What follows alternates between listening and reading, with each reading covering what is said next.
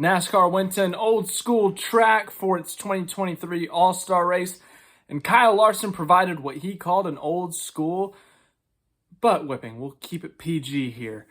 But yes, Kyle Larson dominated the 2023 All-Star race, but it was the weekend at North Wilkesboro that was talked about and hyped up and very, very anticipated by NASCAR fans. North Wilkesboro has not been on the NASCAR schedule since 1996, and Larson swept the weekend. He won the Truck Series race on Saturday, and he won the All-Star race tomorrow. He's $1 million richer, so he now has $3 million. Obviously, he's got more money than that. But yes, he is now a 3-time All-Star winner, the only driver in NASCAR history to win at 3 different tracks in the All-Star race because, well, it was at Charlotte for 30-plus years. But he won it this year at North Wilkesboro. Obviously, he won it at 2021 at Texas Motor Speedway, and he won it in 2019 at Charlotte Motor Speedway. So it seems like every other year, Kyle Larson wins the All-Star race. Putting all my money on Kyle Larson winning the 2025 All-Star race. For real, though, a dominating performance by Larson. He was pretty bad that first stint, the first 30, 40 laps or so. He started 16th, was running about 20th. But then they opted to come in, get some tires, whereas the majority of the field opted to stay out, made some adjustments to that car, and tires were being eaten pretty heavily. So Larson, with his fresh tires, was able to literally go from dead last to first because he got a pit road speeding penalty, and he went from last to first and gapped the field by 13, 14 seconds on that last 60-lap run. And then the competition caution came out, bunched up the field, and then there was the whole strategy debacle. You only got one set of sticker tires the rest of the race, the last 100 laps. When are you going to use them? No one used them because there was never a caution again.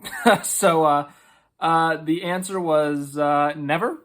They never got used, so good thought by NASCAR, but yeah, I guess we can talk about that later. But Kyle Larson dominates at North Wilkesboro. Great to see North Wilkesboro back on the Cup Series schedule. Of course, as I said, that long 27-year absence, and they revamped it. They got it back to its former glory. It all started back, I think, 2019 when Dale Jr. and some friends got some weed eaters and went out and whacked some weeds and cleaned up the racetrack so they could scan it for a video game or something, iRacing maybe.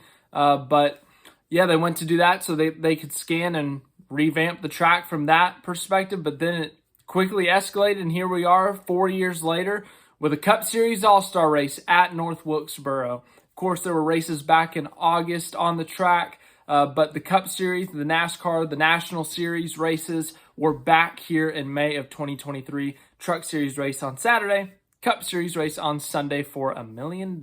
So, yeah, Kyle Larson, as I said, swept the weekend, dominated this race. After he got up front, he never looked back. Even after the final pit stops on lap 100 or so, he never looked back. As I said, those fresh tires definitely were a big benefit to him and definitely helped him get through the field for that last 60 laps of that second run. But even after he was out front, that final restart, he still ran away with it. He was quickly ahead by a second or two. He ended up winning by 4.5 seconds. So Larson really just dominated this race. He probably led 160 laps of this thing. A lot of people are going to focus on the race. It wasn't as good as people expected. And I really don't think it's a track problem. We saw the truck race yesterday. I thought the truck race was pretty good. Solid race, lots of tire wear, lots of passing throughout the field, lots of different guys up front. Obviously, a Cup regular still ended up winning, which, you know, it's whatever. But we saw Corey Heim up front, Carson Hocevar, Kyle Larson, William Byron, even Bubba Wallace up there for a bit. So we saw different guys up front. Whereas the Cup Series race, it was a little bit more difficult to pass. It was still possible. We saw some old school bump and runs happen with, you know, Chase Elliott and Chase Briscoe. That was one of the ones they showed on TV. So it was still possible to pass, and tires did make a big difference, but it wasn't a particularly great race. And I think it's just the next-gen car. The next-gen car has performed great at intermediate tracks. Intermediate tracks were really struggling from 2018-19 when they introduced that 550 package through 2021. And they were doing great everywhere else, it seemed like. Road courses, short tracks, super speedways. And now, the next-gen car, it's essentially flipped the script. The intermediate tracks are great, and it's very hit or miss with everything else. So, I think, if you want my opinion, a lot of people have this opinion, put more horsepower in the car. I know it's not like an overnight, you can just throw more horsepower in the engine and make it happen. Like, it takes years to develop these engines, takes years to make changes that'll go series wide. So I know that it can't happen overnight, but the short tracks have just been struggling so much in the Cup Series in terms of the racing product that something's got to change if we want to have great short track races again. Boyer was talking about the tires, they're bigger tires, so they have more grip. So, the bump and run, it's still possible. Like, we still saw it happen, but you got to hit them harder than usual to get them up out the way. So you can't just like lightly tap them and they get all squirreling, slide up the track. Like, you got to hit them pretty hard. So with all the changes to the new car, it's more difficult, to pass and stuff, and it's more difficult to run. And plus they got the extra gear now.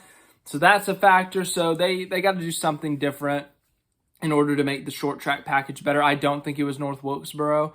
I just truly think it was the Cup Series car. I think if there was an Xfinity race here, I think the Xfinity race would put on a fantastic show. Those cars are amazing. They always put on a great show wherever they go, it seems like. So put Xfinity Series cars on that track, and I think we would have gotten a fantastic race. So I truly think it's a car problem in this instance. But Kyle Larson dominated. You can't deny it. His third All-Star win, as I said, as we look at the results now. Third All-Star win for Kyle Larson. As I said at the beginning of the video, he's got $3 million. What's he going to do with it? He's going to go to Disney World. That's what they say when they win the Super Bowl. He's been great at the short tracks this year. He probably doesn't want the package to change. He's won at Martinsville. He's won at Richmond. He's now won at North Wilkesboro. Ran up front at Phoenix earlier in the year. So, in terms of winning at the short tracks, it's great for him. And it's also great for the long term because Phoenix is the championship race. Obviously, you have to get there and all that stuff. But if they're going to have this type of speed, this dominant speed, this great speed at the short tracks, it's going to be something great to have in your back pocket at Phoenix in that championship race in this crapshoot of a format. Anyways, there's no time to rant about that during a non-points paying race. But as for everyone else in the finishing results, we'll still go through them, but the result is irrelevant. Finishing second, finishing 22nd, it doesn't matter. You don't get points. You don't get $1 million, so you're kind of irrelevant if you didn't win. So Kyle Larson wins, and Bubba Wallace second, Tyler Reddick third. Great results for 23-11. Yeah, nothing really much to say on that.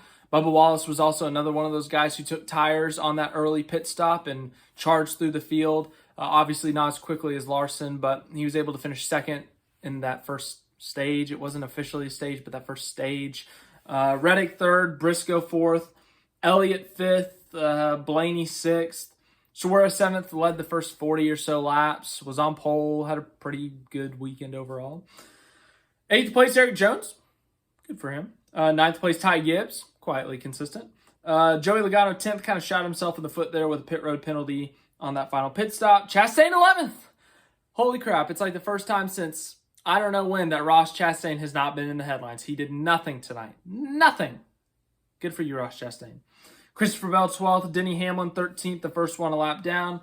Martin Truex Jr., Josh Berry raced himself in by winning the All-Star Open. Chris Buescher 16th. Promising start to the weekend. Unfortunate result. 17th, Austin Dillon. 18th, Kevin Harvick. The return of the 29 car, Richard Childress Racing, Stuart Haas Racing, made it possible for one more race, they put Kevin Harvick in the 29 car, threw back to his first win in Atlanta in 2001.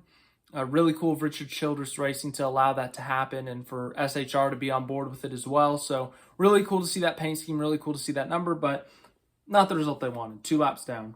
Brad Keselowski, William Byron, Austin Cindric, Kyle Busch, Noah Gragson, Ricky Stenhouse Jr. So, as I said, if you didn't win the All-Star race, you're kind of irrelevant. That's usually how it goes. So, 2022, Blaney won. I couldn't tell you who finished second. 2021, Larson won. Couldn't tell you who finished second. Doesn't really matter because You don't win the $1 million. So Kyle Larson wins the All-Star race yet again.